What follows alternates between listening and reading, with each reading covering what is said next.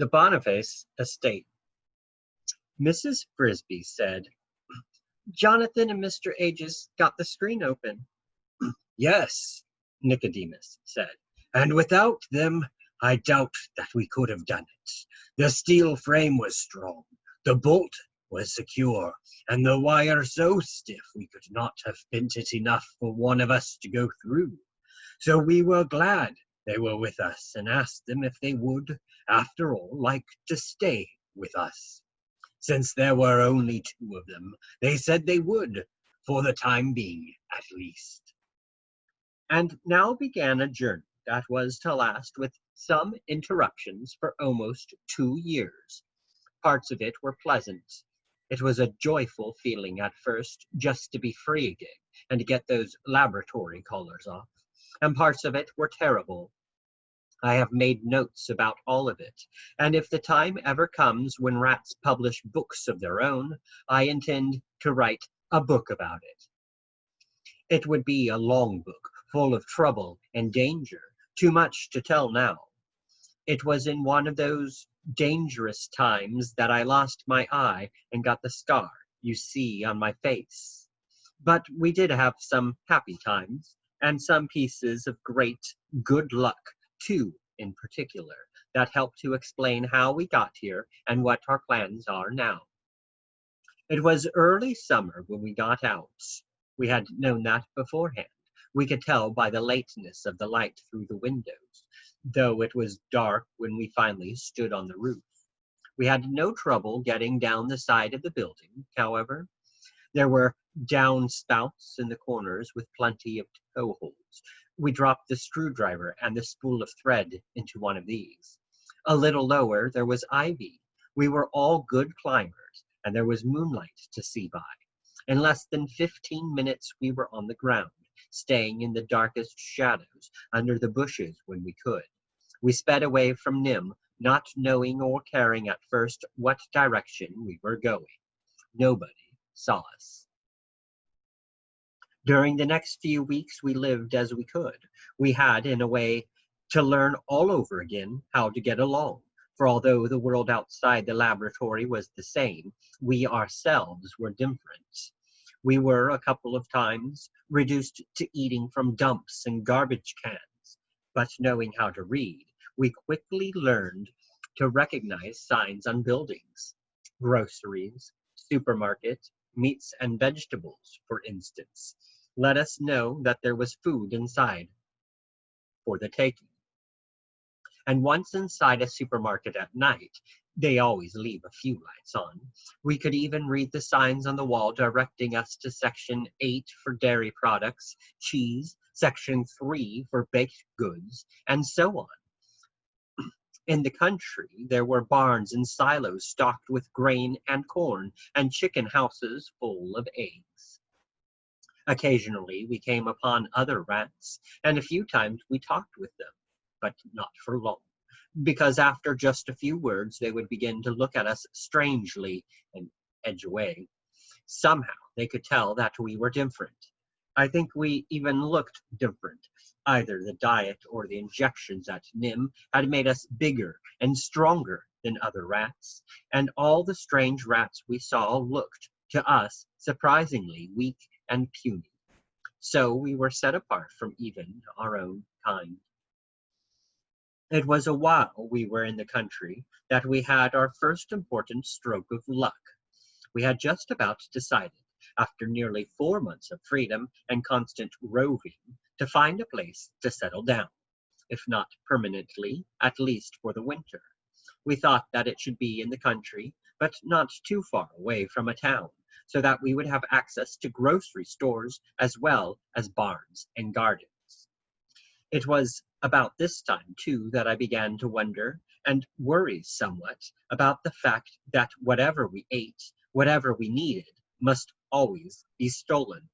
Rats had always lived that way, and yet, why? I talked to some of the others about this. It was the beginning of a discontent and an idea that kept growing, although slowly. The season was autumn. We were walking one evening down a winding country road. We never walked really on the road, but along the edge so that we could vanish into the bushes or a ditch if anyone came along. You can imagine that 20 rats and 2 mice traveling in procession would cause some comment, and we did not want that. As we walked, we reached a very high fence of wrought iron, the kind that looks like a row of black iron spears fastened together, with pointed tops, an expensive fence surrounding a large estate with a big, expensive-looking house in the middle, and well-kept grounds and gardens. We walked along past this fence until we reached a gate. "There's nobody living in there," said Justin. "How do you know?" "The gate's padlocked, and look, dead weeds standing outside of it, not even bent. Nobody's driven in here for a while." The house had a quiet, deserted look. There was a mailbox in front, hanging open, empty. "I wonder if we could get in," Jenner said. "Why should we?" "It's a big place.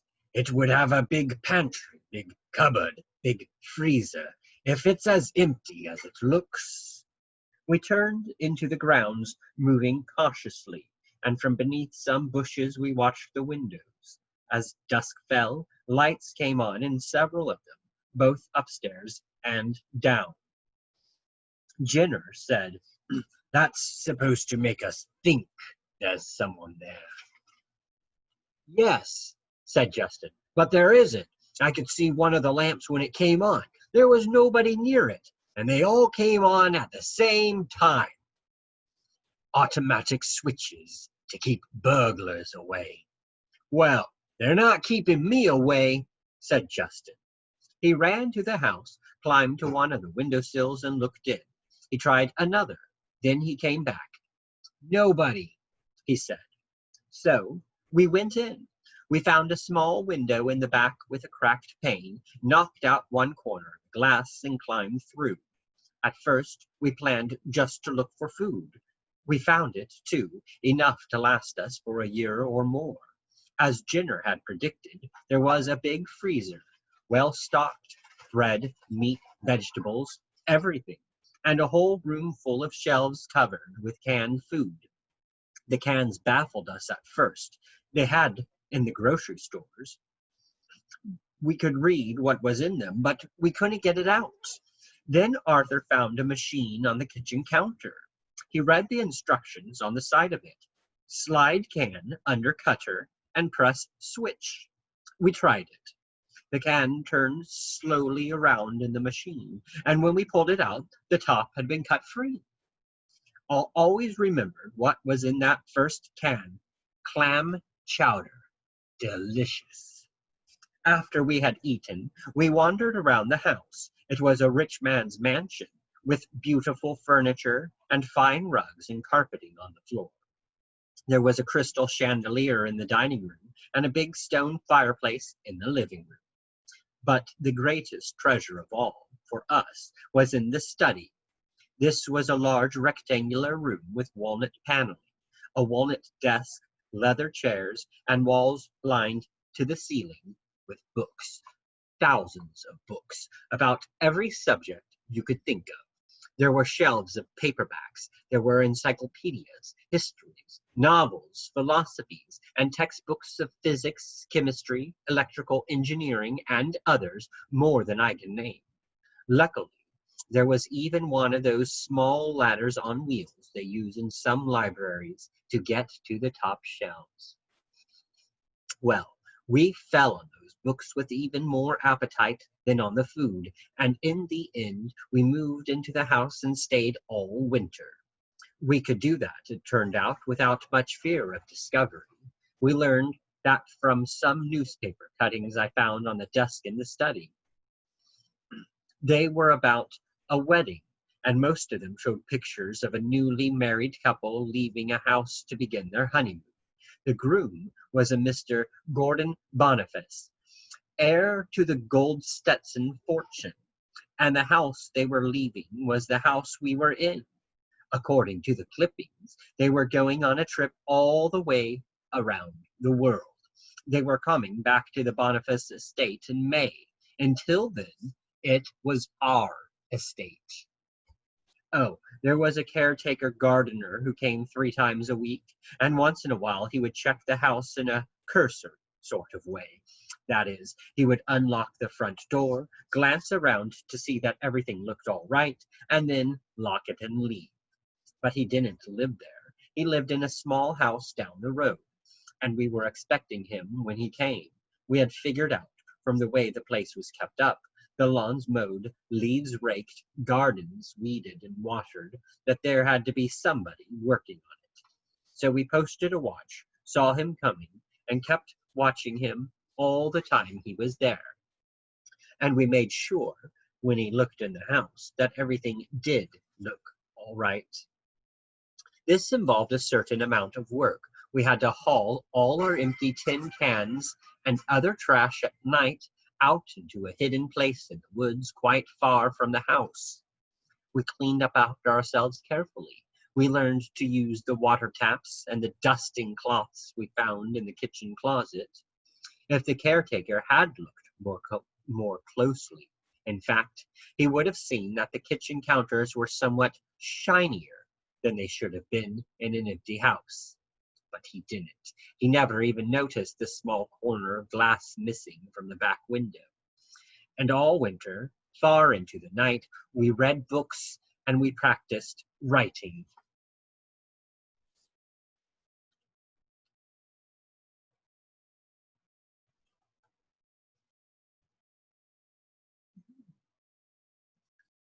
The main hall. There came a knock on Nicodemus's office door. It opened, and Justin and Mr. Ages entered. "Back so soon?" said Nicodemus. "Soon?" said Justin. "It's past noon. It's lunchtime." "Past noon?" Mrs. Frisby stood up, remembering her children waiting at home.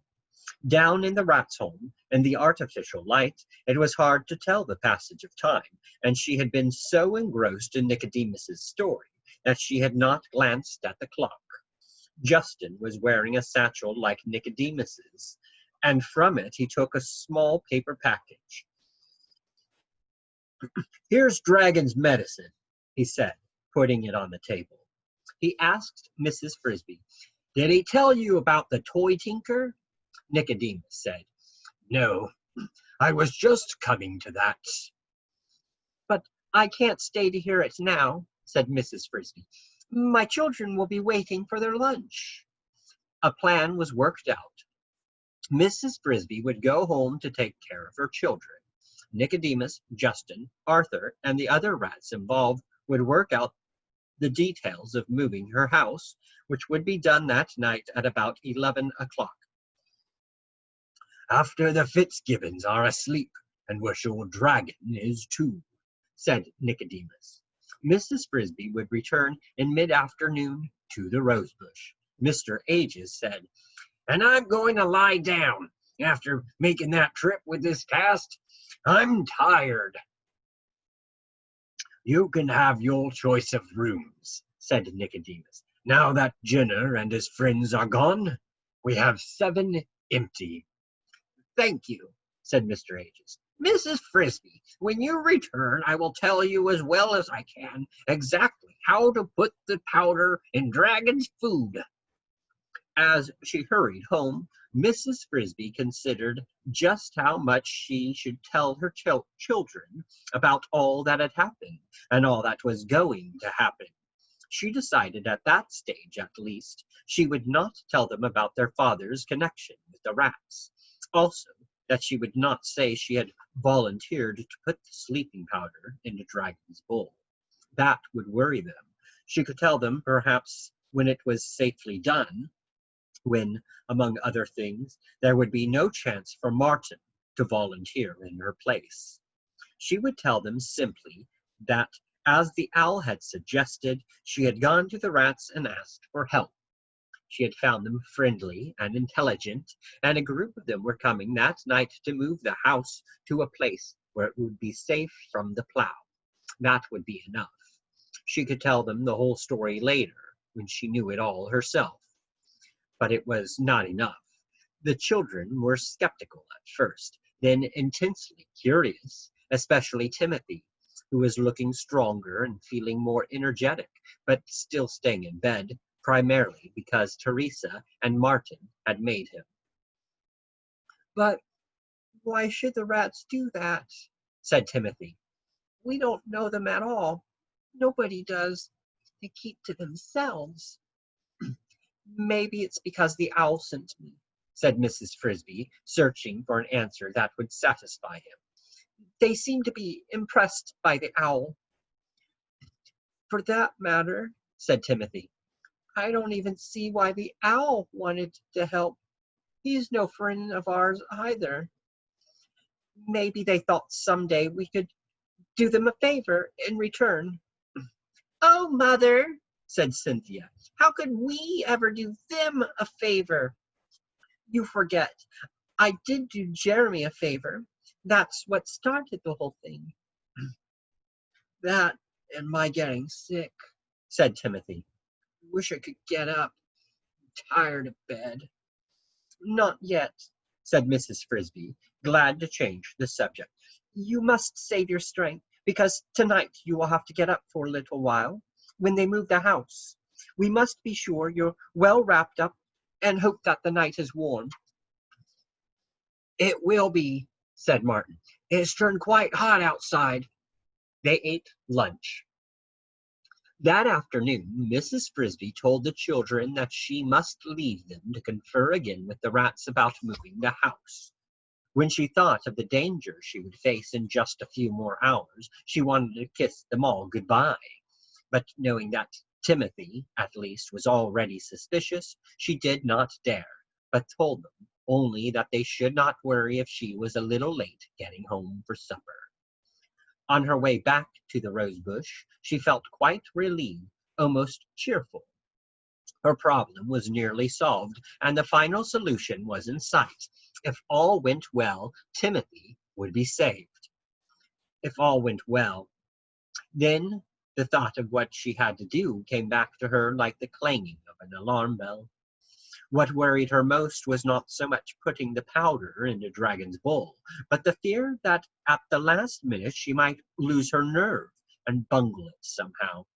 That could wreck the plan. She looked toward the Fitzgibbons farmhouse, and there, on the back porch, lying in the sun, was Dragon. He was watching a pair of sparrows playing in the grass halfway to the chicken yard. The tip of his tail barely twitched as he debated whether or not they were near enough to spring for. He looked very big, very dangerous. At least he was not looking in her direction, and Mrs. Frisby hurried on to the bush directly to the hidden entrance and slipped inside. When she reached the arched portal, Brutus was standing guard as before, but this time he greeted her politely. "I've been expecting you," he said. "May I go in?" "If you wait just a minute, I'll get Justin." He went inside the arch and pressed a small button on the wall. Mrs. Frisby had not noticed it before. "A doorbell," she said. "It rings a buzzer down below. If I pushed it 3 times, you'd see some action." "Action?" "That's the alarm signal. A dozen rats would come out this door, ready to fight. All the rest, with the women and children, would be hurrying out the back door." "I didn't know there was a back door." "Comes out in the woods, in a blackberry bramble. It's got a longer tunnel than this one." When Justin appeared, they went down the same hallway as before, but this time, when they reached the chamber where the elevator and stairway led down, Justin paused. "Nicodemus thought you might like to see our main hall. Just a quick look. He said you asked about the plan." "I did," said Mrs. Frisby, "but he didn't tell me about it." "It's more than just a plan now, but we're used to calling it that. If you see the main hall, you'll get an idea of what we're doing." So, instead of going down as they had before, Justin led the way across the chamber, where, as Mrs. Frisby had noticed, the tunnel continued. They walked along for what seemed like several more minutes. "Somewhere right along here," Justin remarked. "We're entering the woods. You'll notice the tunnel runs a bit crooked. We had to bend it to go around tap roots, some as thick as fence posts." They went on until they came to a fork in the tunnel. "Right fork leads out to the blackberry bramble," said Justin. "Left fork leads to the main hall." They took the left fork. "Now brace yourself for a surprise." From ahead came noises, the sound of many rats talking, a sound of hurrying and thumping, and of machinery running. They stepped into a room as full of activity as a factory. It was the biggest room Mrs. Frisby had ever seen, half the size of a house, with a ceiling and floor of hard gray rock. It was brightly lit with electric bulbs, here the large-sized ones, strung unshaded, and beneath them were rats at work everywhere. Rats running electric motors that ran belts, that ran small circular saws, lathes, drills, grindstones, and other tools Mrs. Frisby could not name. Rats hammering, welding, cutting, but most of all, rats hauling.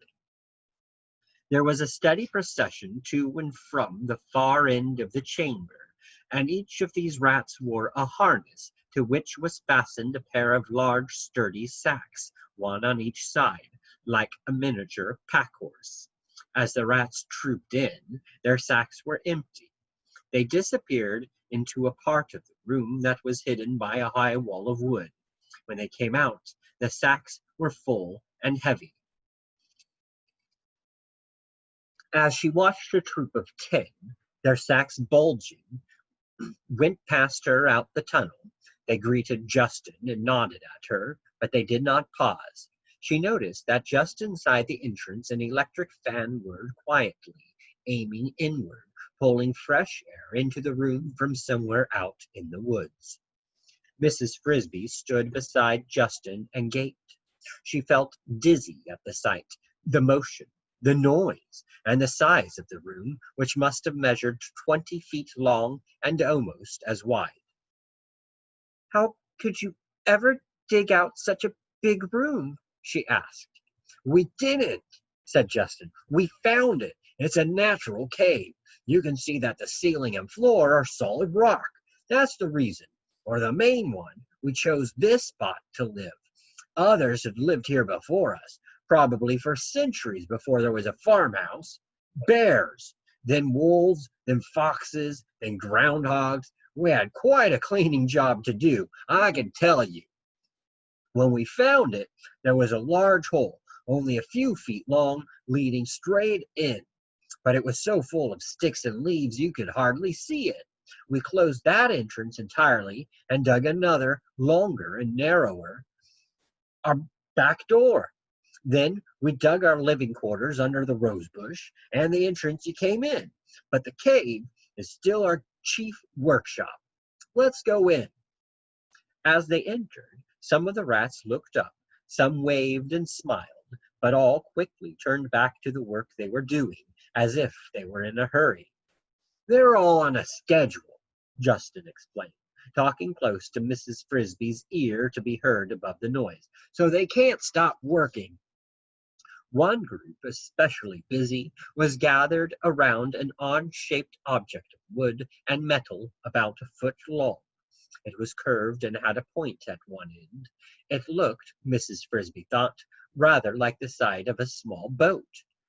Could the rats be making a boat? Then she saw that they were fastening a strong metal ring to the top of it. Justin led her to it. "That," he said, "is our most important invention, the key to the whole plan. We made a pilot model last fall. We tried it out and it worked. So now we're making 3 more." "But what is it?" "It's a plow. Nicodemus designed it himself after reading every book he could find about farm tools. It's light and sharp, specially made to be pulled by rats. It takes 8 of us to pull it. More if the turf is tough. But with it, we can turn over, in a day of hard work, A patch of earth about 10 by 15 feet. But why? What do you need it for? Come over here, and I'll show you. He led the way to the back of the cave where the high walls stood.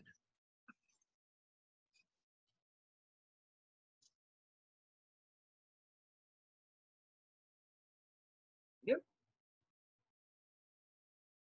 He opened a door and beckoned her through. She stood in a large wooden bin. Starting at her feet and rising in a slope to the wall of the cave was a small mountain of grain. Oats, said Justin. He led her on, opened another door on another mountain. Wheat, he said, and others. Barley, corn, soybeans. We've been building these stockpiles for a long time, he said, all from Mr. Fitzgibbon's barn. We now have a 2-year supply for 108 rats, plus enough to plant for 2 crops in case the first one fails. In there, he gestured toward the last bin in the row. We have boxes full of seeds. Seeds for tomatoes, beets, carrots, melons, and a lot more.